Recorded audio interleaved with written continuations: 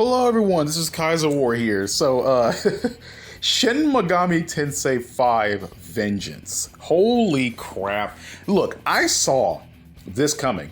Okay, I saw an updated version of SMT5 coming because, this is Atlas. They want to do that. They've done it plenty of times before, so I'm not shocked. But I liked SMT5. It was not perfect. Gameplay was super fun. Running around, the world of Dot was super epic. But the story was, I could care less, right? But the ideas I really liked in that game were awesome. I like the idea of the Nahobino and the demons of Bethel and all the other crap that they tried to make me care about in that game. Honestly, I could give less of a shit about any other side characters outside the Nahobino and Naogami. And maybe Amanozako. I really like Amanozako. She was super fun to have around. But as for side characters like, Miyazu or Ichiro or Yuzuru, don't care. So, to my utter shock and disbelief, now we got a SMT game.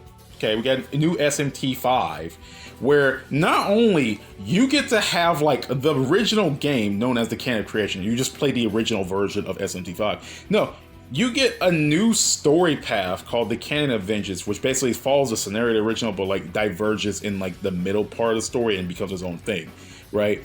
And they say the two routes have completely different endings, which I'm super cool on. A lot of I don't know if I've seen some people have the opinion where when they want the re-release of a game, they don't want to play the whole same game again to get the new content. For example, let's use Persona 5 as the example. So you've bought Persona 5, you played all the way through and beat the game, right? Then years later, Persona 5 Royal comes out with new content, new stuff, yada yada, right? So you have some people sitting around thinking, why is this not DLC, right? So, they play it, obviously they know some differences, some expansions on, characters, new, gameplay stuff, yada yada yada yada. But all the major new content, the big thing that the re-release is advertising is at the very end after the end of the game, right? And some people just don't want to go through that. Some people just want the shit now, right? So if you played SMT5 before on Switch and you want to get this re-release and you don't want to play the game again just to get the in-game content, I think this is a good way of doing it. I hope that they actually start doing this kind of thing, especially when, I don't know, when Persona 6 comes out and they're going to obviously re-release that, right? I hope they don't make you play the whole game again just for the in-game content. I hope you give you a thing like they do in Vengeance here, where they okay, you can play Persona 5 6 upgrade or whatever, and you can play Persona 5 6 upgrade alternate version or something like that. I don't know, I'm just spitballing here, but I like the idea of splitting the game by keeping the beginning but diverging it, so you don't have to actually play the entire regular main game again just to get the new content. I think that's a cool idea. And they're also releasing stuff with new dungeons and new quests, yada yada. They're also releasing it with new characters like the Lilith, who is the leader of a group called, I cannot pronounce this name for the life of me. I'm gonna call it Quadsu. But they're a group of female demons that appear there, and they're led by Lilith, and there's 3 other demons alongside her, which is actually pretty cool. We get new villains, super cool, because the villains in SMT 5 sucked. Damn near every character sucks. I'm not gonna lie to you. The characters just weren't elaborated upon in that game, and I think that's the main sticking point people had about that game. The story was just not good. People loved the gameplay, exploring the game, exploring the world. Cause I like exploring Dot, but I just did not give a shit about the characters, and I think that's a cool thing. Another cool thing I liked about this game is that it's being multi-platform. I completely forgot to mention that at the beginning, but this game is just being on everything. It's literally on goddamn everything, and I think that's super sick. It's going to come back on Switch, right? It's back on Switch. It's going to be on PS4. It's going to be on PS5. It's going to be on Xbox One. It's going to be on Xbox Series X. It's going to be on Steam. Awesome. And I think that's super cool because, a lot of people had issues with the game originally being on Switch, right? People always say the frame rate was poop. The game didn't look as good as it should have. Me personally, I never really noticed the frame drops in the game unless I was far away from an enemy and I saw it going at 8 frames per second. But outside of that, the game looks one of the best looking Switch games out there, and I think it ran pretty well. I'm replaying the game now, and I kind of see some people's complaints, but a lot of things I just feel like it's exaggerated, But I get that the game still was being held back by the Switch. And the fact that it's still on the Switch and hopefully it runs better and on different consoles, more people will be able to get it. And I'm glad that Atlas is still continuing to do this multi-platform thing. Like, the fact that they're still doing this is super awesome because, like, that means that's guaranteed that any other game that's going to come out now will be multi-platform. Right, so Persona 6 will be, obviously Metaphor ReFantazio will be, any other SMT game want to bust out will be. That's super cool. So that's great. I'm glad they're following that because more people get to play their games and they get more sales and make that moolah. But yeah.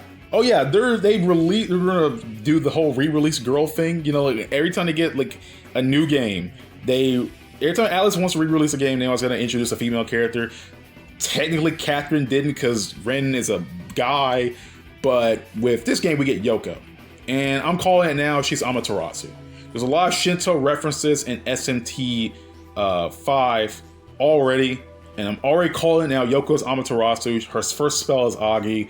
It's just, I honestly have no precedence on that other than the other characters in the game being references to Japanese mythology. But calling it now, Yoko's Amaterasu. And I would not be shocked if she wasn't. Demons have unique skills, which is actually super cool. Demons have unique skills, like every demon, not just a select few. They added 40 more demons, which is, I'm not shocked, but I feel like most of those demons are going to be coming from Soul Hackers 2, going to be ported over from Soul Hackers 2, which doesn't matter to me. I'm cool with that. More demons, more everything. You can also interact with demons outside battle, which is actually pretty cool because I like the whole thing of you being able to take your demons with you and talk to them and stuff like that. I think that's super cool. Like, it gives more personality to the demons because I think that's one of SMT's greatest strengths. You can interact with these demons and they just have the funniest dialogues ever. It's crazy. You also consume all the items you have in bulk, which I'm generally surprised that wasn't patched in the original game. I don't know why that's a new feature, but like when you consume items like grimoires, incense, glory, all that crap, you have to do it one by one. Right, but you could do it in bulk now, which I'm just sitting here like, damn, you could have just done this. You could have patched that in the original game. Like, but whatever, I'm not tripping about it. It's new, don't care, whatever. There are some cons to this. There are some cons to this game. As much as all the cool things I want to talk about, the cons in this game are relatively dumb, right? First of all, we still have DLC. I'm not shocked we have DLC for a re-release because they've done it before. They've done it with Royal. Okay, so I'm not shocked. They've done it with plenty of other games they had before, so I'm not gonna like complain and bitch about it. But the one thing I hate about the DLC for these why is Konoha Sakyu and Dog the DLC? Like, why can't it just be in the actual game? It's so stupid. Atlas never fails in their stupid ass DLC practices, but at least the game is at $70. Thank God. Oh yeah, the save data bonuses thing. I saw this and I damn near had an aneurysm. So if you have SMT5 Switch players, right? Because this game was originally released on Switch. If you have SMT5 and you bought Vengeance, the save data thing basically only lets you carry over the 3 demons from the Demon Compendium. And that's it. and other, I guess, other bonuses like stat increases and shit. But you only carry over 3 demons. That's so stupid. Like, oh yeah, here's your accomplishment for beating this game. You get nothing. But whatever. Whatever, I guess I just want you to play the game again. You might as well get that money's worth and just replay it in case you haven't played the game. Because SMT5 came out a while ago, so, I guess you're just replaying the goddamn game again. Woo. But, I hate that dumb shit. I'm kind of just excited to see more of SMT5. Like, I really like this game. It's just the main issue for me, personally, was the story. The story wasn't good. And a lot of people have issues with, like, game performance and stuff like that, which, they're going to fix, hopefully, with it being on different consoles. That's cool. I also didn't give a shit about game performance, but I'm super excited to see this game on other platforms and for more people to play, because SMT5 is a really damn good game. And I can already tell this game's going to sell another 1 million. It sold 1 million on Switch. I can definitely tell with now it being on different platforms, it's going to sell another 1 billion. They did the same with Persona 5. Like, all of Atlas's games, outside I think Soul Hackers 2 have been selling like millions of units so far. Like they done, like, and this is not really Atlas, but this is more Sega. When I'm talking about Yakuza, they sold 1 million. Like Persona 3 Reload sold 1 million, and that's became the fastest selling Atlas game. Obviously, Persona 5 has sold so many goddamn copies is the same, but yeah, I think that's all I really have to say. I'm more excited about what they do with the characters this time around. Hopefully they do more. I'm also excited for more music, because I really like the soundtrack to SMT5, so I hope to see more music. And I think that's about it. I've already said what I want to look forward to, more cool things. I'm just cool to have SMT5, but more in an actual damn story. Hopefully. because they did mention in their live. I think they mentioned on a live stream they had that the story was like an issue because like they just didn't have the time to do something or something like that. But I'm hoping that this time they have the ability to do so. And the fact you get like 2 camp story routes and like that's like 100, like that's a lot of hours to play. You can still play the original game and play the next one. That's super cool, right? Like that's super cool, and you get different endings for each one, like the same endings for the original version, and like new endings for the other one. That's insane. That's a lot of gameplay. Like Jesus Christ, it's just so much shit. Sweet Jesus. But yeah, I am super excited for SMT5 Vengeance. Hope to see more of it soon. Hopefully they bring out more stuff about it while they're re-releasing it, while they bring out new information. So yeah, that's all I really want to talk about. See you all next time. Peace out, everyone. Hope you all have a great day. Kaizouwar's out, and I'm going to go back and play more SMT5 until Vengeance comes out because I gotta prepare myself.